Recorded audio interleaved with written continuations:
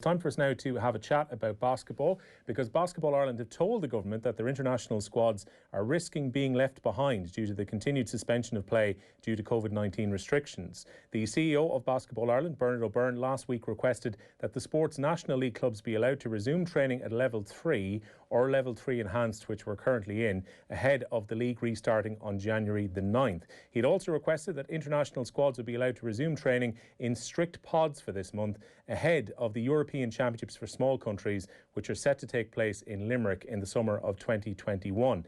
The government, however, are only allowing individual training indoors, with only non-contact training in pods of 15 permitted outdoors. We're joined now by the Irish Women's Under-20s boss and also coach of the IT Carlow men's and women's teams, Martin Conroy. Martin, good evening to you. Are you doing well?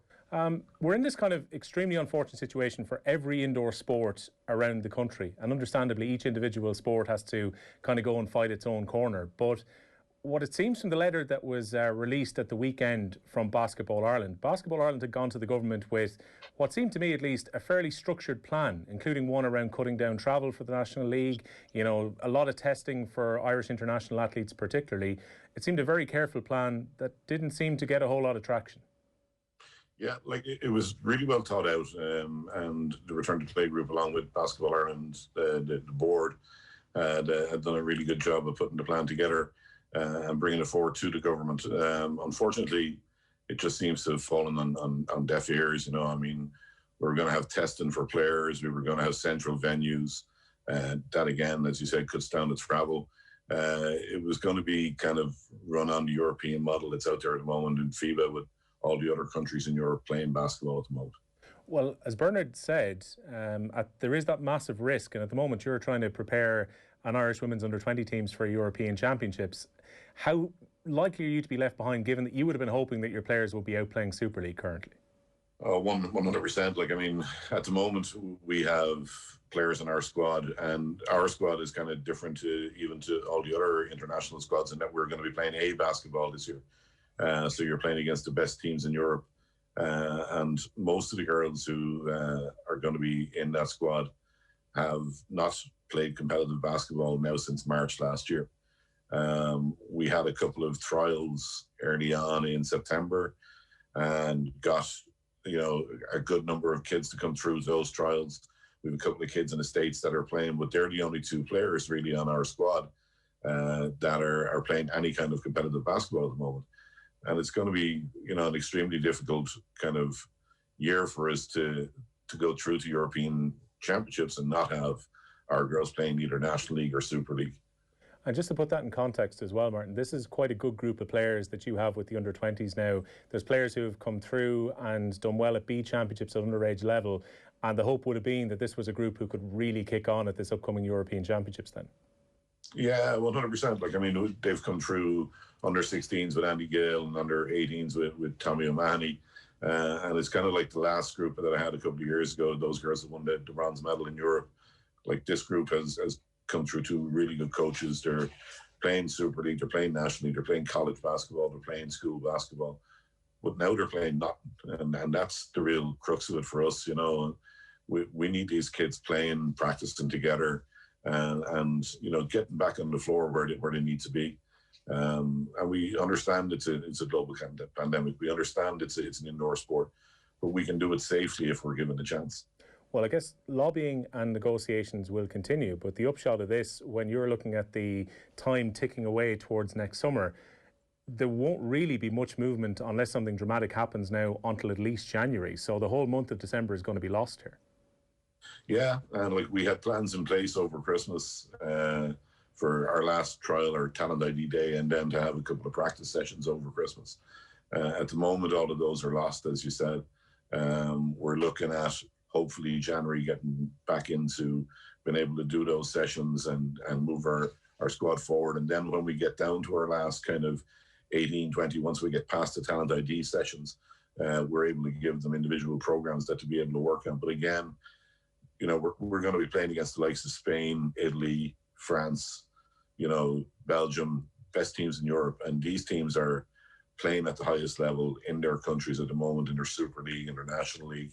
And we're not given the opportunity to do that. And it's going to be kind of detrimental to our squad moving forward, because if we're going into a championship in the summer without having any competitive basketball, it's going to be really, really tough on those kids. Yeah, I was wondering about your potential opponents for next year. So basketball is continuing in leagues across Europe currently? Everywhere. Ireland's the only country in Europe that basketball has not been played at the top level. So Germany, their Super League, are playing. France, Italy, Spain, Portugal, Latvia, Czech Republic, everywhere. And unfortunately, we're the odd ones out. And like, I've seen it from before the season started, how well the clubs had put their plans together to keep everybody safe. And we did a really good job of pre-season and then pre-season games where there was no transmission from player to player in Irish basketball in the 2 months of our pre-season. And I think it's just to be given the chance to prove that we can run this successfully and run it safely is the thing that we'd like to happen, you know. I hate pitting sports against each other, but there's definitely a feeling out there from, I was chatting to a few boxers in recent weeks who've not been able to train, and they're getting ready for Tokyo next year, and qualifiers are on the horizon back in London in the new year, and they've been very limited in terms of the work that they can do, and they see themselves as being elite athletes in exactly the same way as outdoor sports which have been able to continue at the moment. There must be a certain frustration about the fact that you can watch the League of Ireland, the rugby, Gaelic games continuing at the moment, but indoor sports have been on a complete hold since we had our restrictions come in a few weeks ago. Yeah, like there is a frustration, but I don't want to stop any sport from playing. I mean, I love all sports. I love watching rugby and football, hurling, the whole lot. But what we want is our sport to be played. And as you said, it is very frustrating when you kind of sit back and the excuses that we're being given at the moment, we haven't been given, reasons as to why we can't play. The only thing we're told is that it's indoor. And I don't think that's a good enough reason. Give us the exact reason, the scientific reasons why we cannot play the game indoor. It's been done all over the world. It's been like, if you watch the NBA, you see the way the bubble was put together, and like not one case of COVID in the bubble for the month and a half that people were there. When you go to European Championships, it's the same. You're in a bubble. But we need to get to that bubble by being able to practice ourselves. And the government needs to understand that we want to be able to play, but we want to do it safely as well. We're not just going to kind of do it willy-nilly, if you know what I mean.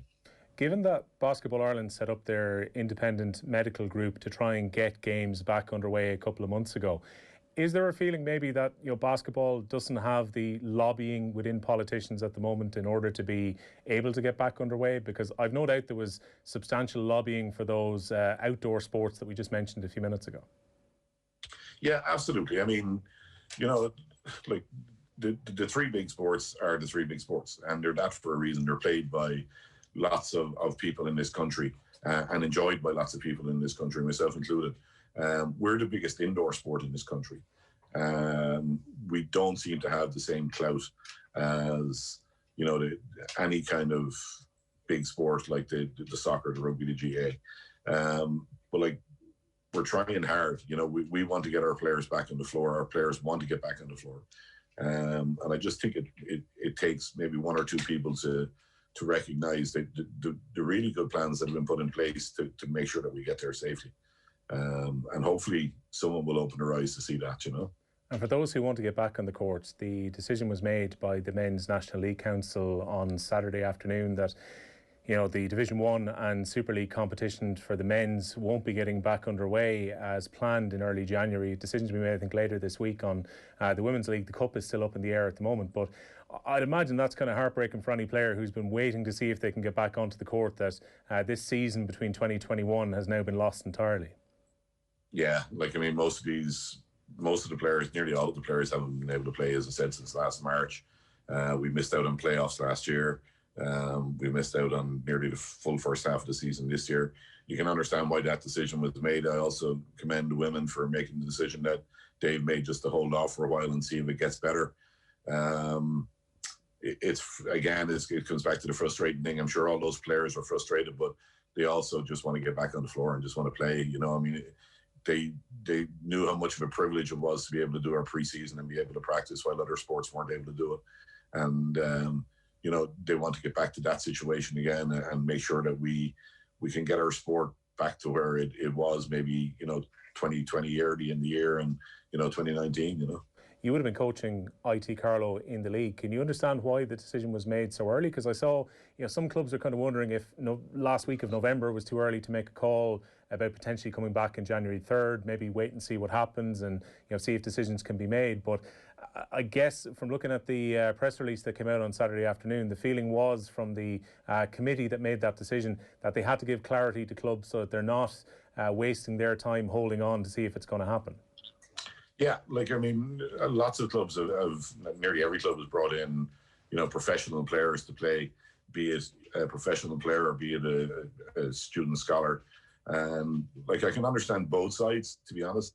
And I'm not sitting on the fence, but it's just, when you see the amount of clubs and the amount of money that's actually been spent on basketball in the last 3 months, you can understand why they want, a decision made.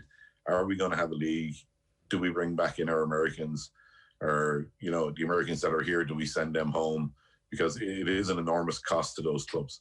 And the Resilience Fund, while it was good, is probably not, as good as it could be. There's probably a lot of clubs out there in trouble now because of the fact that they've brought in professional players to play. And those guys still have their contract and they have to be paid, So one way I can see that it was the right decision to make, and in another way, personally myself, I would prefer if they held off for maybe a little while longer, but I can understand the reasoning behind it. When it comes to the international teams then and potentially being able to train again, Basketball Ireland were saying that they were pushing towards trying to get some limited pods in a very safe environment to be able to train, to allow international training to get back underway in earnest. How much of a help would it be for you and preparing your team for next summer if at least you could get limited pods back into a court and training together again? Massive. Something like that would be just fantastic for us. We have kids from all around the country involved in this squad, like from the north, from Galway and Mayo in that area, from down in Cork and Kerry and Waterford, so if we can do pods, that's fine. We can have our pods, we can go and coach in those pods, and at least those kids are getting some basketball. And if that doesn't happen, it's going to be really, really tough on this group unless we get, right back into our practice in January. But if we can get, just the elite status there, that we can play indoors. And these kids are elite athletes. These kids are working out every single day. And, they deserve the chance to represent their country properly. And that's only going to happen if they're going to be able to practice.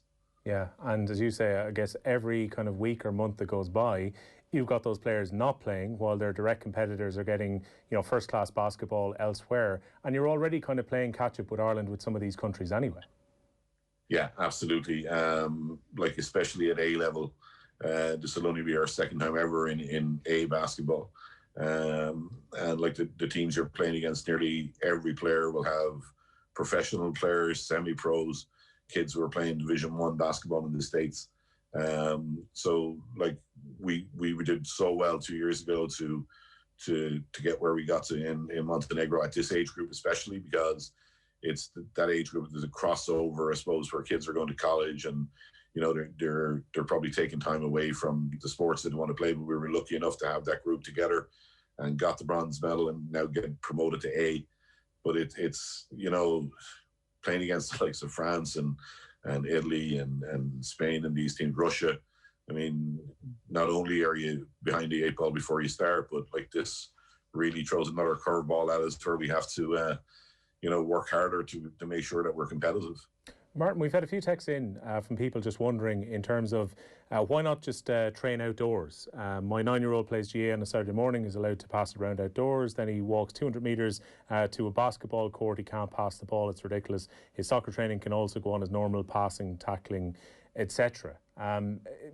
Is there merit if you could train outdoors, or do you really need to be indoors to actually train on courts to be prepared? Well, just going to the first point first, it's bizarre, some of the rules that came in about basketball outdoors at the start, where you weren't allowed to pass the ball. You're not allowed to pass the ball when you're practicing basketball outside. You have to have your own ball, basically. So you're basically doing individual work as a group. Playing outdoors, basketball is an indoor sport. I mean, do you want to go and play hurling indoor, football indoor, or rugby indoor? I don't think so. They're outdoor sports, and like as I said, I have no issue with those sports being played. I think it's fantastic that we have some sport to watch, but like we have facilities now that are good enough with proper ventilation that we're able to play safely and able to run, even if it's pods, as we said, that we're able to use our pods of 6 or whatever it is and get past that. That's basically where I'd stand on that. I mean, I think that it's just about us getting back to practicing. What seems very curious to me as well is that we're preparing to host this Small Countries Championship in the summer coming, and still we're 7 months out from that, and the leagues can't continue. Training is on hold currently. Is there any concern about that event actually taking place next summer? I mean, I know a lot changes with COVID very quickly. Yeah, it's so fluid. You don't know. Like, I mean, I hope not. It's a fantastic tournament for us to be able to host here, and Limerick is a fantastic venue. I just hope that maybe come February we'll see that there might be a vaccine going around, and our guys can then prepare properly for the 4 months they'll have maybe before the tournament starts. And hopefully the rest of Europe will be in a better place. But as I said to you earlier on, when it comes to those tournaments, you're kind of like in a little bubble anyway, if you know what I mean. You're in your team hotel, you're staying together, you're eating together. I'm sure they'll be testing every day with those players. So, that'll be done safely and done well, done very well.